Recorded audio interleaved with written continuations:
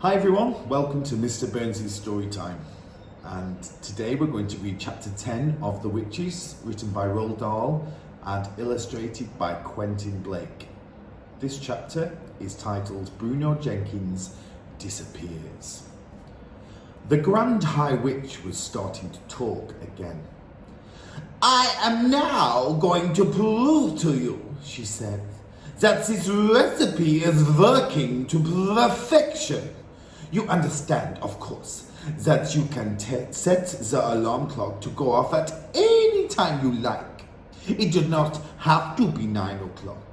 So yesterday I am personally preparing a small quantity of the magic formula in order to give you a public demonstration. But I am making one small change in the recipe. Before I am roasting the alarm clock, I am setting it to go off not at 9 o'clock the next morning, but at 3:30 the next afternoon. Which means 3:30 the next afternoon. And that," she said, glancing at her wristwatch, "is in precisely 7 minutes' time." The audience of witches were listening intently, sensing that something dramatic was about to happen. "So what am I doing yesterday with this magic liquid?" asked the Grand High Witch. "I will tell you what I am doing. I am putting one droplet of it into a very squishy chocolate bar, and I am giving this bar to a repulsive, smelly little boy who is hanging around the lobby of the hotel." The Grand High Witch paused. The audience remained silent, waiting for her to go on. "I watched this repulsive little brute gobbling up the squishy bar of chocolate, and when he had finished, I said to him, 'Was that good?' He said it was great. So I said to him, 'Would you like some more?' And he said, 'Yes.' So I said, 'I will give you 6 more chocolate bars like that if you will meet me in the ballroom of this hotel at 3:25 tomorrow afternoon.' 6 bars, cried this greedy little swine. "I'll be there. You bet I'll be there." "So, the stage is set," shouted the Grand High Witch. "The proof of the pudding is about to begin. Do not forget that I am roasting the alarm clock yesterday. I am setting it for 3:30 today. It is now." She glanced again at her watch. "It is now exactly 25 minutes past 3, and the nasty little stinker who will be turning into a mouse in 5 minutes' time should at this very moment be standing outside the doors." And by gum, she was absolutely right. The boy, whoever he might be, was already rattling the door handle and banging on the doors with his fist. "Quick!" shrieked the Grand High Witch. "Put on your wigs! Put on your gloves! Put on your shoes!" There was a great rustle and bustle of putting wigs and gloves and shoes, and I saw the Grand High Witch herself reach for her face mask and put it on over that revolting face of hers. It was astonishing how that mask transformed her. All of a sudden, she became once again a rather pretty young lady. "Let me in," came the boy's voice from behind the doors. "Where are those chocolate bars you promised me? I'm here to collect. Dish them out." "He is not only smelly, he is also greedy," said the Grand High Witch. "Remove the chains from the doors and let him come in." The extraordinary thing about the mask was that its lips moved quite naturally when she spoke. You really couldn't see it was a mask at all. One of the witches leapt to her feet and unfastened the chains. She opened the 2 huge doors. Then I heard her saying, "Why, hello, little man. How lovely to see you.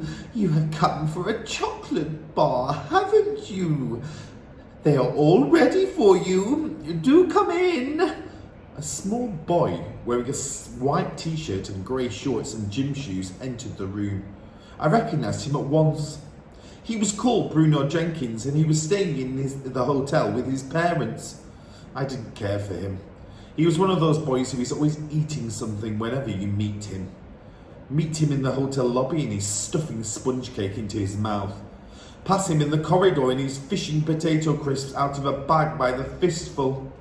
Catch sight of him in the hotel garden, he is wolfing a dairy milk bar and has 2 more sticking out of his trouser pocket. What's more, Bruno never stopped boasting about his father and how he made more money than, how his father made more money than my father and that they owned 3 cars. But worse than that, yesterday morning, I had found him kneeling on the flagstones of the hotel terrace with a magnifying glass in his hand. There was a column of ants marching across the flagstone and Bruno Jenkins was focusing the sun through his magnifying glass and roasting the ants one by one. I like watching them burn, he said. That's horrible, I cried. Stop doing it. Let's see you stop me, he said. At that point, I had pushed him with all my might and he had crashed sideways onto the flagstones. His magnifying glass had splintered into many pieces and he leapt up shrieking, "My father is going to get you for this!" Then he ran off, presumably to find his wealthy dad. That was the last time I'd seen Bruno Jenkins, until now. I doubted very much that he was about to be turned into a mouse, although I must confess that I was secretly hoping it might happen. Either way, I didn't envy him being up there in front of all those witches. "Darling boy," cooed the Grand High Witch from up on the platform, "I have your chocolate all ready for you. Do come up here first and say hello to these lovely ladies." Her voice was quite different now. It was soft and gentle and absolutely dripping with syrup. Bruno was looking a bit bewildered, but he allowed himself to be led up to the platform where he stood beside the Grand High Witch and said, "Okay, where are my 6 bars of chocolate?" I saw the witch, who had let him in quietly, putting the chain back on the door handles. Bruno didn't notice this. He was too busy asking for his chocolate. "This time is now 1 minute before 3:30, announced the Grand High Witch. "What the heck's going on?" Bruno asked. He wasn't frightened, but he wasn't looking exactly comfortable either. "What is this?" he said. "Give me my chocolate." 30 seconds to go, cried the Grand High Witch, gripping Bruno by the arm. Bruno shook himself clear and stared at her. She stared back at him, smiling with the lips of her mask. Every witch in the audience was staring at Bruno. 20 seconds, cried the Grand High Witch. "Give me the chocolate," shouted Bruno, suddenly becoming suspicious. "Give me the chocolate and let me get out of here." 15 seconds, cried the Grand High Witch. "Will one of you crazy punks kindly tell me what this is all about?" shouted Bruno.